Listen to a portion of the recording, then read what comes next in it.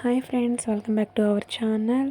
నేనైతే మీకోసం ఒక మంచి హెయిర్ గ్రోత్ టిప్ తీసుకొచ్చేసాను. అదేంటంటే క్యాస్టర్ ఆయిల్, ఆముదం ఒక స్పూన్ తీసుకొని అందులోకి కోకోనట్ ఆయిల్ని ఒక 2 స్పూన్స్ తీసుకోవాలి. చిన్న గ్లాస్లో తీసుకుంటే సరిపోతుంది. తీసుకొని దాన్ని ఒక లో ఫ్లేమ్లో పెట్టుకొని బాగా హీట్ చేసుకొని ఇలా బాగా మిక్స్ చేసుకోవాలి. బాగా లైట్ ఆయిల్, కొంచెం కోకోనట్ ఆయిల్ లాగా తయారవుతుంది. అలా అయిన తర్వాత గోరువెచ్చగా ఉన్నప్పుడు మన ఫింగర్స్ని అందులో ఉంచేసి ఫింగర్స్తో తీసుకొని ఫింగర్స్ బాగా మునిగేలా చూసి ఆయిల్ తీసుకొని స్కాల్ప్కి అప్లై చేయాలి. బాగా మసాజ్ కూడా చేయాలి. నేనైతే డైరెక్ట్గా అప్లై చేస్తున్నాను, మీరు చూడొచ్చు. నేను ఎక్కువగా ఇదే యూస్ చేస్తూ ఉంటాను.